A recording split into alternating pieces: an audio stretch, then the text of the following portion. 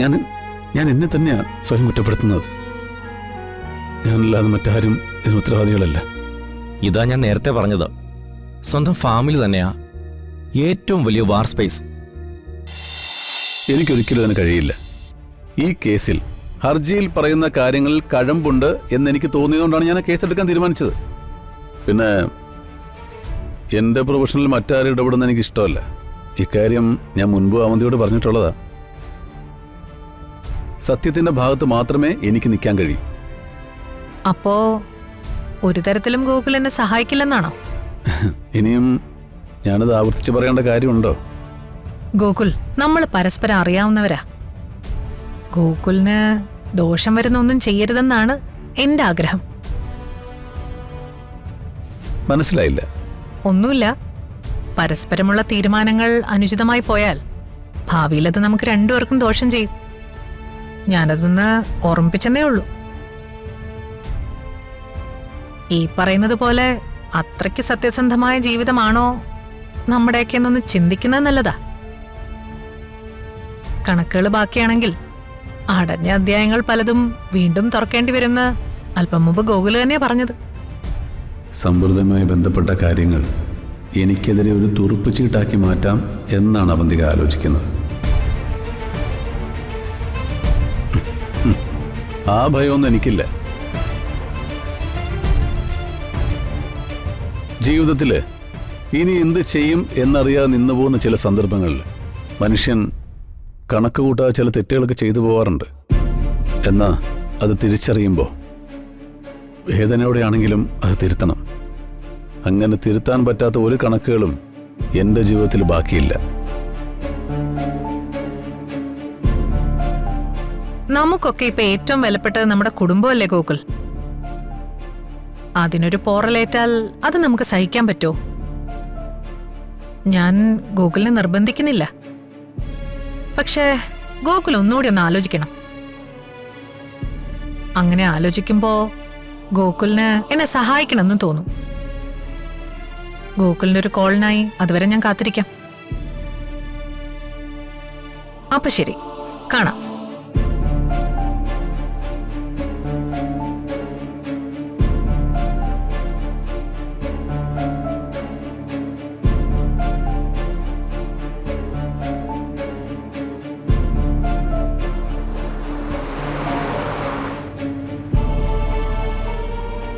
അപ്പോ അയാൾ നമ്മളെ സഹായിക്കില്ല എന്നത് ഉറപ്പായി അല്ലേ?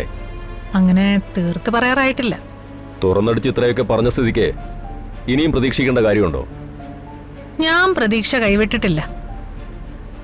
എന്തു വന്നാലും എനിക്കെതിരെ വാദിക്കാൻ ഗോകുല് കോടതിയിൽ വരില്ല എന്ന് തന്നെയാ എന്റെ വിശ്വാസം. അതിനുവേണ്ട ഡോസ് ഞാൻ ഇട്ടുകൊടുത്തിട്ടുണ്ട്. ഇയാളുടെ കാര്യത്തിൽ പണ്ടും പലതവണ നമ്മൾ പരീക്ഷിച്ച് പരാജയപ്പെട്ടതാണ്. അന്നത്തെ അവസ്ഥയിലല്ല ഗോകുൽ ഇപ്പൊ നിൽക്കുന്നത്. അന്ന് അയാൾക്ക് കുടുംബത്തിൽ പ്രശ്നങ്ങളൊന്നും ഇല്ലായിരുന്നു. ഇന്ന് അങ്ങനെയാണോ? കുടുംബത്തിനകത്ത് നീറിപ്പുകയുന്ന പ്രശ്നങ്ങൾക്കിടയിലല്ല അയാളിപ്പോ നിൽക്കുന്നത്. അത്ര പെട്ടെന്നൊന്നും ഒരു തീരുമാനത്തിലെത്താൻ ഗോകുലിന് കഴിയില്ല. സച്ചിക്ക് വേണ്ടി അഡ്വക്കേറ്റ് ആരതിയെ ഇറക്കി എല്ലാ കളികളും കളിച്ചത് അയാളാ. സച്ചി അയാളും തമ്മിൽ പണ്ടുണ്ടായിരുന്ന ബന്ധം അല്ലല്ലോ ഇപ്പോൾ ഉള്ളത്. അർച്ചനയ്ക്ക് വേണ്ടി പരസ്പരം കടിച്ചു കീറാൻ നിൽക്കുന്ന രണ്ട് മൃഗങ്ങളല്ലേ അവരിപ്പോ. എന്നാലും ഈ സുഗതൻ മേനോൻ ഇപ്പൊ എവിടെ നിന്ന് വന്നെന്നാണ് എനിക്ക് മനസ്സിലാകാത്തത്. അയാളെ ഇറക്കി ഈ കേസ് കുത്തിപ്പൊക്കിയതിന് പിന്നിൽ ഒരു വലിയ പ്ലാനിംഗ് ഉണ്ട്. സുഗതൻ മേനോൻ വെറും ഒരു ആയുധമാണ്. ആ ആയുധം പിടിച്ചിരിക്കുന്ന കൈയുടെ ഉടമസ്ഥനെയാണ് നമ്മൾ കണ്ടുപിടിക്കേണ്ടത്. അധികം താമസിയാതെ അത് ഞാൻ കണ്ടെത്തും. മൂർത്തി അതിനുള്ള ശ്രമങ്ങൾ നടത്തിക്കോളൂ. ആ സമയം കൊണ്ട് ഗോകുലിന്റെ കാര്യത്തിൽ ഞാനും ഒരു തീരുമാനത്തിലെത്താം. സുഗതൻ മേനോനെ ഇറക്കി കളിക്കുന്ന ഈ കളിയുടെ പ്ലാനിങ്ങിൽ ഗോകുലിന് എന്തെങ്കിലും പങ്കുണ്ടോന്ന് എനിക്കൊന്ന് അറിയണമല്ലോ.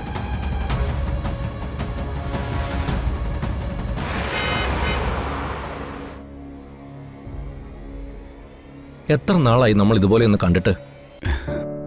നിന്റെ കോൾ വന്നപ്പോ ഞാൻ ശരിക്കും സർപ്രൈസ് ആയിപ്പോയി. ഇപ്പൊ എന്തു പറ്റി? പഴയ സ്ട്രെസ് വീണ്ടും കൂടിയോ? ഒരു പേഷ്യന്റിന്റെ എല്ലാ ലക്ഷണങ്ങളും ഇപ്പൊ നിന്റെ മുഖത്തുണ്ട്. നീ പറഞ്ഞ വളരെ കറക്റ്റാ. മെന്റലി ഞാനിപ്പോ ഒരു പേഷ്യന്റാ. എന്റെ പ്രശ്നങ്ങൾ എനിക്ക് സോൾവ് ചെയ്യാൻ പറ്റുന്നില്ല. എന്നെ കാണാൻ വരുന്ന എല്ലാവരും ഒരുപാട് പ്രശ്നങ്ങളുമായിട്ടാണ് വരുന്നത്. അവരുടെ പ്രശ്നങ്ങൾ കേൾക്കുക എന്നുള്ളതാണ് ഒരു സൈക്കോ തെറാപ്പിസ്റ്റിന്റെ ജോലി. എന്താ നിന്റെ പ്രശ്നം? കുറച്ച് ദിവസമായിട്ട് മനസ്സിനൊരു സമാധാനവുമില്ല. കോടതിയിലെ പ്രശ്നമോ അതോ വീട്ടിലെ പ്രശ്നമോ? നിനക്കറിയാമല്ലോ, കോടതിയിലെ പ്രശ്നങ്ങളും ഞാൻ എങ്ങനെയും മാനേജ് ചെയ്യും. പക്ഷേ വീട്ടിലെ ചില കാര്യങ്ങൾ അതാ എൻ്റെ മനസ്സിനെ വല്ലാതെ തളർത്തുന്നത്. ഗോകുൽ, ലോകത്തിലെ ഏത് ധൈര്യശാലിക്കും ഏറ്റവും വലിയ യുദ്ധഭൂമി സ്വന്തം വീട് തന്നെയായിരിക്കും. ലോകം മുഴുവൻ ജയിച്ചു വന്നാലും വീടിനുള്ളിൽ സമാധാനം പോയാൽ അതോടെ തീർന്നുമില്ല. നീ സൈക്കാട്രിസ്റ്റ് ആയത് വെറുതെ അല്ല. എന്തായാലും നീ വക്കീലായതിനേക്കാളും ഭേദമാണ് ഞാൻ സൈക്കാട്രിസ്റ്റ് ആയത്. വെറുതെ ജീവിതകാലം മുഴുവൻ കോടതിയിൽ കയറി കള്ളം പറയണ്ടല്ലോ. മനസാക്ഷിക്ക് നിരക്കാത്ത കള്ളങ്ങൾ പറയുന്നതിന്റെ സ്ട്രെസ്സാണിത്. അതല്ലേ സത്യം? സത്യം പറഞ്ഞാൽ നിന്റെ അടുത്ത് വന്നിരിക്കുമ്പോൾ എനിക്കൊരു സമാധാനമുണ്ട്. വീട്ടിലെന്താ, വൈഫുമായി എന്തെങ്കിലും പ്രശ്നമുണ്ടോ? വൈഫുമായിട്ട് പ്രശ്നങ്ങളില്ലെന്നല്ല, പക്ഷേ എൻ്റെ ഏറ്റവും വലിയ പ്രശ്നം എൻ്റെ ഉള്ളിൽ തന്നെയാ. ജീവിതം കൈവിട്ടു പോകാതിരിക്കാൻ ഞാൻ ചെയ്ത പലതും തെറ്റായി പോയെന്നൊരു ചിന്ത എൻ്റെ സമാധാനം നഷ്ടപ്പെടുത്തിക്കൊണ്ടിരിക്കുക. എൻ്റെ ഫാമിലി നഷ്ടപ്പെടുമെന്നുള്ള ഭയം. ഞാൻ എന്നെ തന്നെയാ സ്വയം കുറ്റപ്പെടുത്തുന്നത്. ഞാനല്ലാതെ മറ്റാരും ഇതിന് ഉത്തരവാദികളല്ല. ഇതാ ഞാൻ നേരത്തെ പറഞ്ഞത്, സ്വന്തം ഫാമിലി തന്നെയാ ഏറ്റവും വലിയ വാർ സ്പേസ്.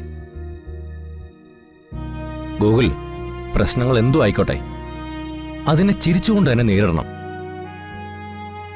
നീ ഡയറി എഴുതാറുണ്ടോ? ഇല്ല.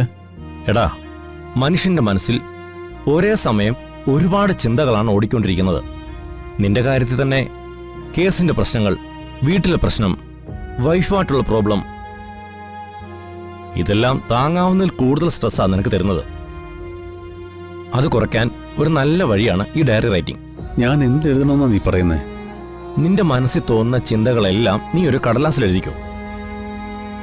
നിന്റെ ഉള്ളിൽ സങ്കടമോ ദേഷ്യമോ പരാതികളോ എന്തു ആയിക്കോട്ടെ, അത് മനസ്സിൽ നിന്ന് ഒരു പേപ്പറിലേക്ക് ഇറക്കി വെച്ചാൽ തന്നെ പകുതി പ്രശ്നം കുറയും. ഇന്നു മുതൽ നീ അതൊന്ന് ചെയ്തു നോക്ക്. അതുകൊണ്ട് മാത്രം ഈ സ്ട്രെസ് അവസാനിക്കുന്നാണോ നീ പറയുന്നത്? No, never. സൈക്കോതെറാപ്പിയിൽ ഡയറി റൈറ്റിംഗ് ഒരിക്കലും പ്രോബ്ലം സോൾവ് ചെയ്യാനുള്ള ഒരു സൊല്യൂഷൻ അല്ല. പക്ഷേ മനസ്സിൽ ചുമക്കുന്ന ചിന്തകളെ കടലാസിലേക്ക് ഇറക്കി വെച്ചാൽ നമ്മൾ ആ പ്രോബ്ലംസിനെല്ലാം പുറത്തുനിന്ന് കാണാൻ തുടങ്ങും. അപ്പൊ നമുക്ക് വലുതായി തോന്നിയ പല പ്രശ്നങ്ങളും വളരെ ചെറുതായി തോന്നും. ഒരു തരത്തിൽ പറഞ്ഞ ഒരു ഹോംവർക്ക്. നീ തമാശകളാ. ഇനി ഈ പ്രായത്തിൽ ഞാൻ ഹോംവർക്ക് എഴുതാനോ? നീ അങ്ങനെ ചെയ്തു നോക്കൂ, നമുക്ക് നോക്കാലോ. എടാ, എനിക്ക് ഉറങ്ങാൻ പറ്റുന്നില്ല. ഗോകുൽ, ഇത് നിന്റെ മാത്രം പ്രശ്നമല്ല, ലോകത്തുള്ള എല്ലാ മനുഷ്യരുടെയും പ്രശ്നമാണ്.